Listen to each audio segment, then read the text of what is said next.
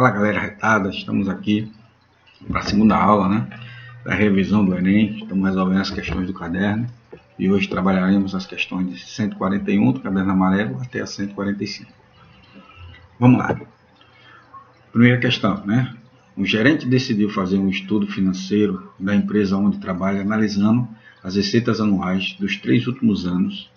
Tais receitas são apresentadas no quadro.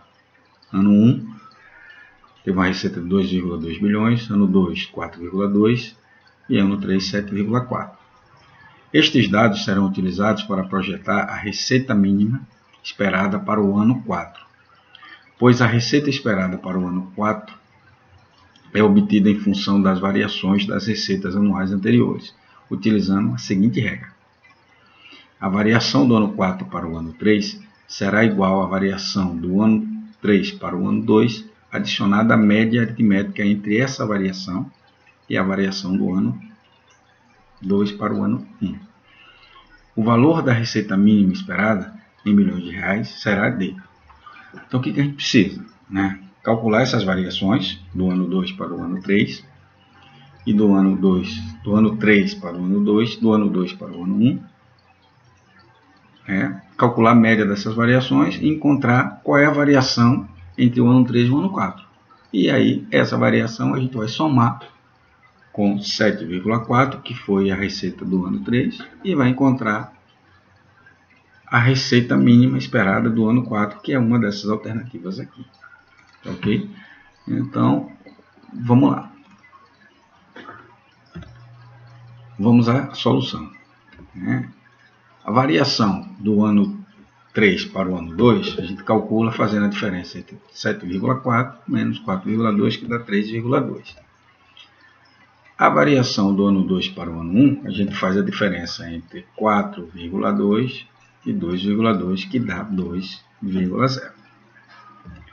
E aí, a média da variação, das variações, ou seja, da variação 3 para 2 e 2 para 1, é a média aritmética que faz que você soma as duas variações e divide por 2, que aí nesse caso dá 5,2 dividido por 2, que dá 2,6. Bom, a gente já tem a média das variações e tem a variação 3 para 2.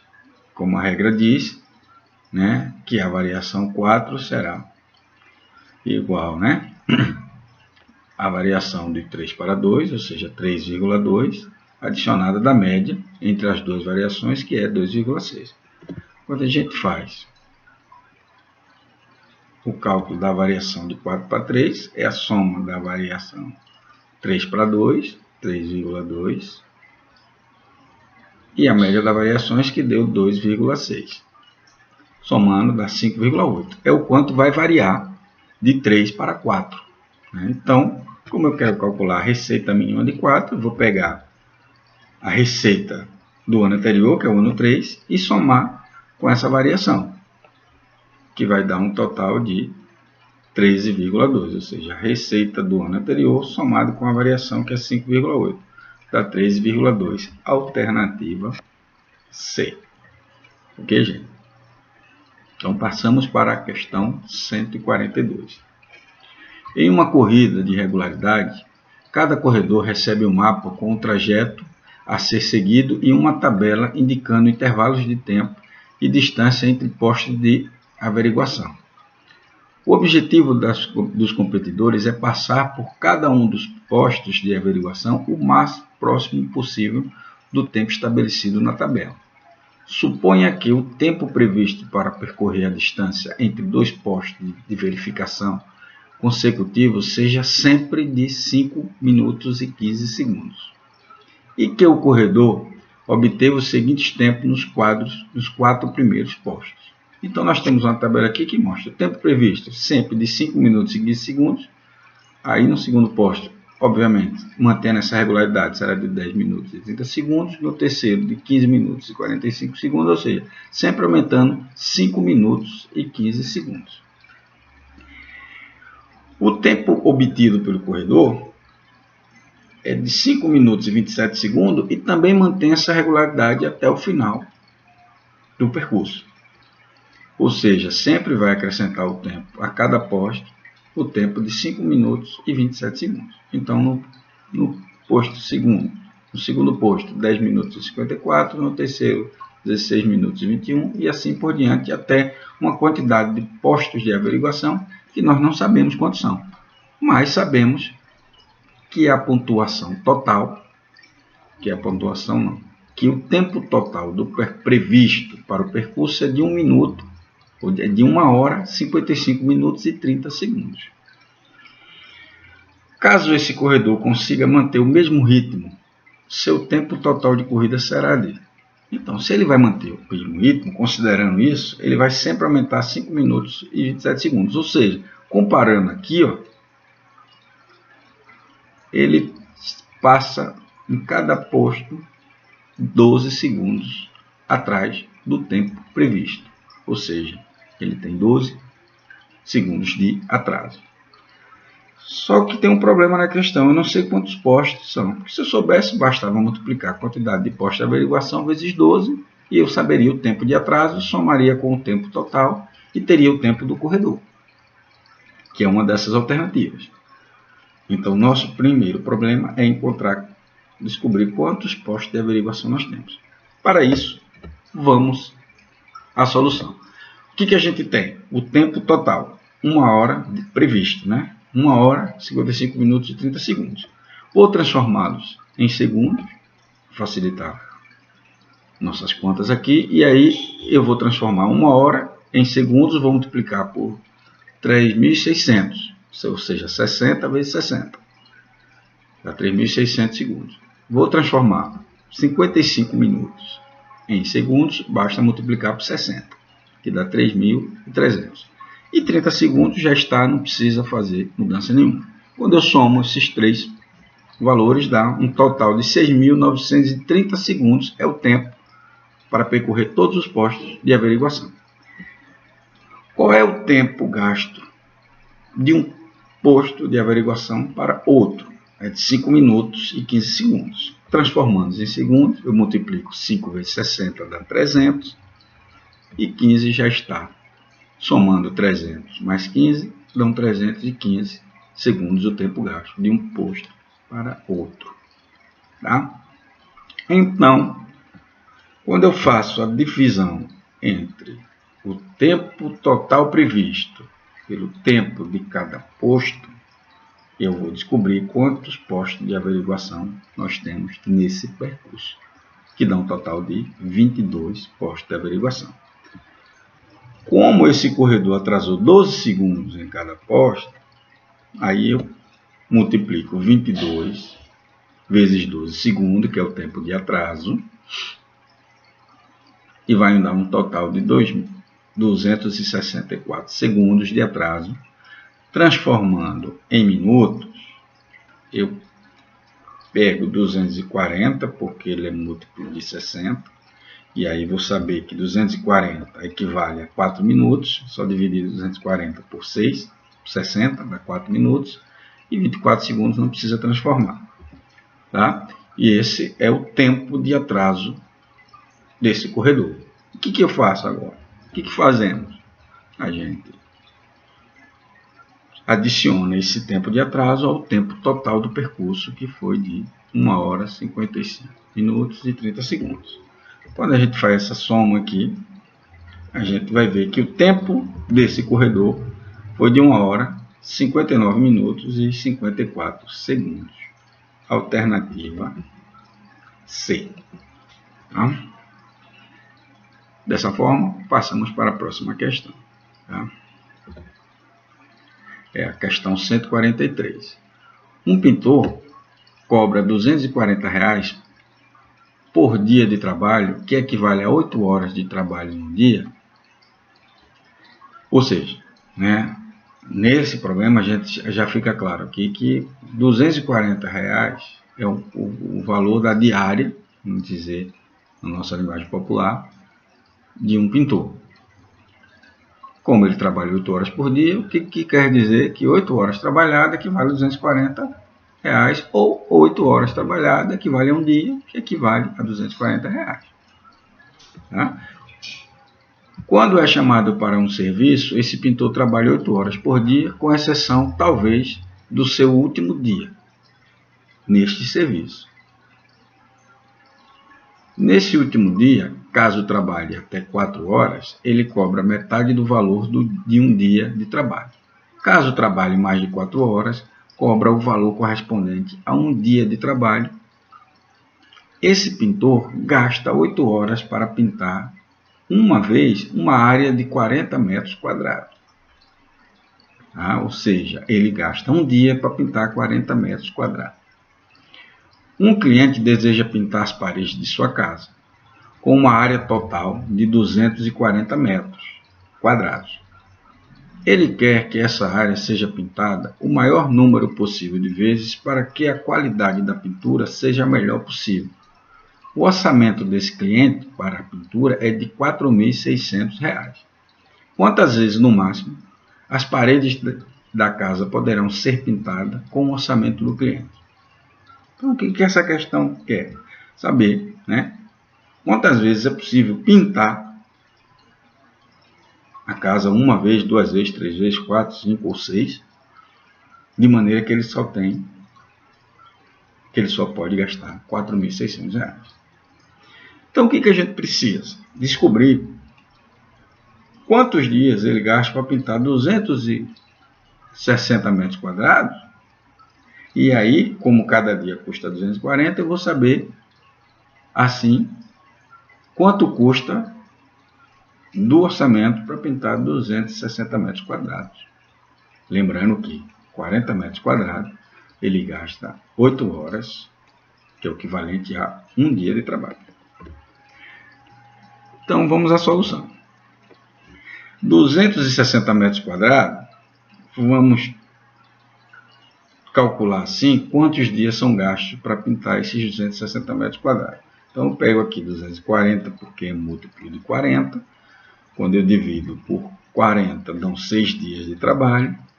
E aí 20, para completar os 260, é meio dia de trabalho. Ou seja, para pintar uma vez a casa, ele vai gastar 6 dias e meio de trabalho. Como cada dia custa R$ 240, basta multiplicar 6 dias e meio por 240 do orçamento para pintar uma vez essa casa, ele vai gastar R$ 1.560. Então, para pintar 2 vezes, 3.020 e aí vai. Então, quantas vezes a gente pode pintar essa casa? Para isso, basta dividir o orçamento que o cliente tem pelo valor gasto para pintar uma vez essa casa. E aí, fazendo essa divisão, nós temos que dar um valor aproximado a 2,95. Ou seja, dá para pintar 2 vezes e sobra. Como ele não pode ultrapassar, se ele pintar 3 vezes, ultrapassa. Então, ele pode pintar 2 vezes e vai sobrar. Lembre-se da pergunta. Quantas vezes no máximo? Sem ultrapassar o orçamento. Tá? Então, o máximo que ele pode pintar é 2 vezes, ou seja, alternativa B, sem que ele estoure o orçamento. Irá sobrar. Mas se ele pintasse 3 vezes, aí passaria do orçamento e o cliente não quer. Então, a alternativa é letra B. A questão 144.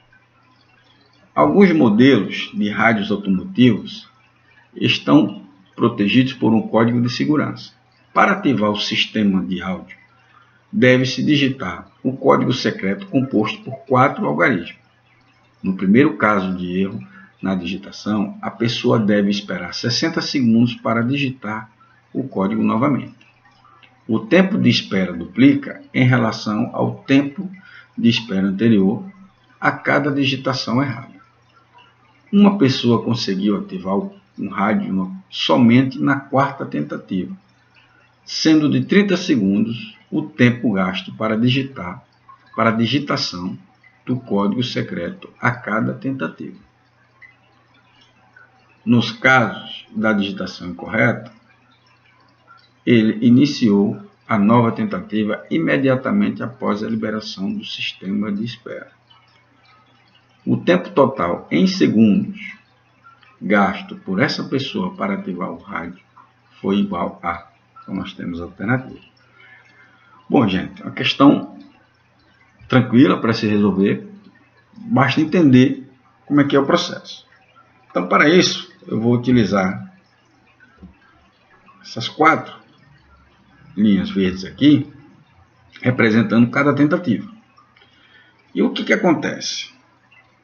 Para a primeira tentativa, você gasta 30 segundos, ou seja, para digitar qualquer tentativa, 30 segundos. Se você errar, vai esperar 60 segundos. Então, vamos lá. Digitou, gastou 30 segundos. Errou. Então, vai esperar 60 segundos para tentar mais uma vez. Então, ele vai lá, gasta mais 30 segundos digitando novamente o código. E errou novamente. Então, agora vai esperar o dobro de tempo do anterior. Então, vai esperar 120 segundos. E aí, tenta novamente, gasta mais 30 segundos. E como ele erra pela terceira vez, ele vai esperar agora o dobro do anterior. O dobro de 120, 240. E aí, na quarta tentativa, ele gasta 30 segundos e acerta. Então, liberou o rádio. Quanto tempo gasto em segundo?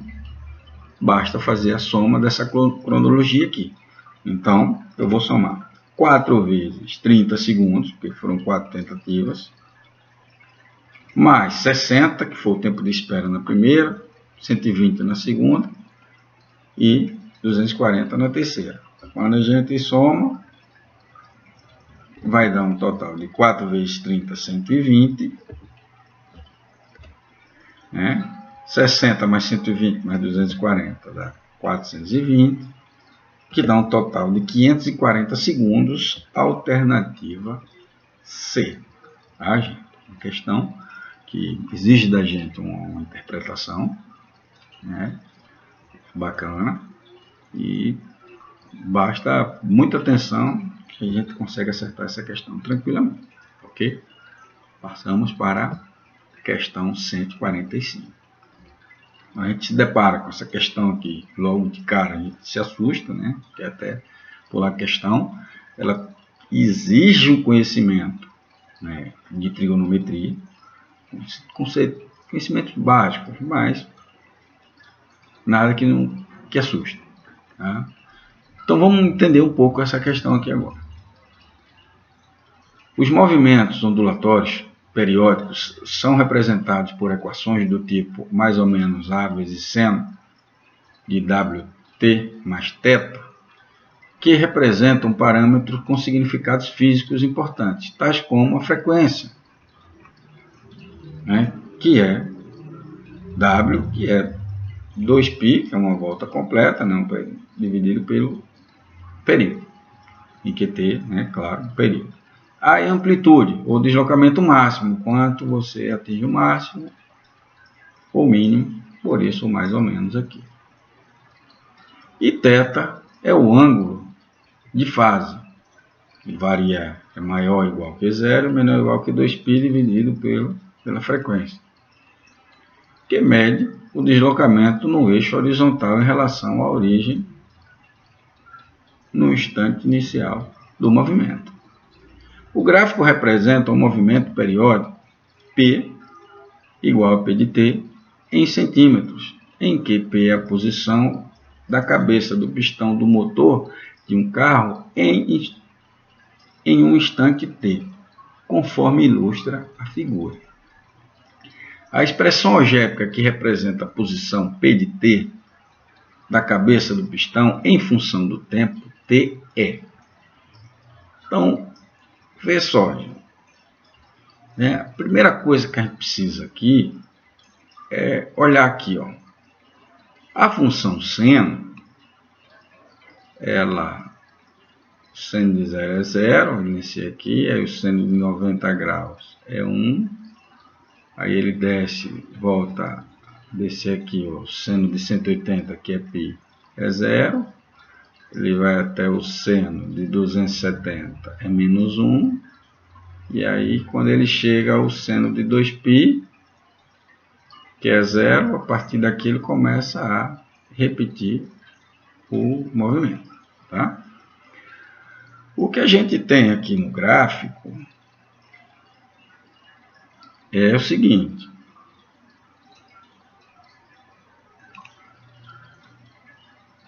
Ele faz esse movimento aqui, ele sobe lá até 4, né, começa do zero, né, o seno de zero. Quando ele vai para o seno de 90 graus, ele volta a ser zero. E aí ele desce aqui e aqui, agora. Até aqui ele tem o seno de π, ou seja, o período, né, desse movimento vai de 0 a π. O da função seno é de 0 a 2π. Tá? E observe que ele começa no zero aqui, então não há nenhum deslocamento, né? Então o que a gente tem que fazer para resolver essa questão? Analisar cada parâmetro com o gráfico apresentado. Então o primeiro parâmetro aqui, o θ, que representa o deslocamento horizontal. Observe que ele não teve deslocamento horizontal, né? A função começa do zero, do mesmo modo que a função seno de t começa do zero. Então, conclui que o deslocamento é zero, então θ é igual a zero. Que nos ajuda a eliminar a alternativa D e a alternativa E. A, B e C têm θ iguais a zero. Então, a frequência, repetindo aqui, não é período, é para ser escrito frequência, ela tem um período de 0 a π. Quando você coloca π aqui no lugar de t, que divide π por π, sobra 2. Então, a frequência, nosso W é igual a 2. Que nos ajuda a eliminar a alternativa C, porque o W aqui é 4. Então, só pode ser a alternativa A ou B. E aí a gente vai analisar o terceiro parâmetro. O terceiro parâmetro é a amplitude, é o quanto, né, tem valor máximo e valor mínimo esse período, esse movimento, né? Então, a amplitude aqui fica claro que é igual a 4. Cometi um errozinho aqui, deixa eu apagar novamente esse traço aqui para não confundir nós.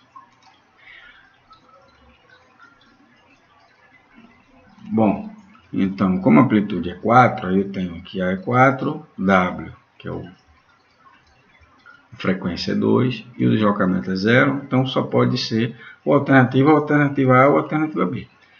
A dúvida aqui, esse 4 aqui, como é mais ou menos aqui, ele é positivo ou negativo? Como é que a gente consegue fazer isso? O que a gente pegamos esse valor aqui, ó, intermediário, nós vamos fazer o quê? O seno de 45 graus, que é metade de 90. E vamos jogar aqui dentro da fórmula. Tá certo? Dentro da fórmula. Então, quando eu vou fazer o seno de 45 graus vezes 2, vamos testar isso aqui, a letra A, vezes 2 dá 90. O seno de 90 é 1. 1 vezes 4, 4. Então o valor é positivo. Então, de fato, o A é positivo. Então, só pode ser a alternativa A. Tá ok, gente? Essas foram as questões de hoje, da aula de hoje. Peço a vocês que curtam, compartilhem, se inscrevam no canal, dê um likezinho e ative o sininho para receber os próximos vídeos, ok? Bons estudos e até a próxima. Um grande abraço.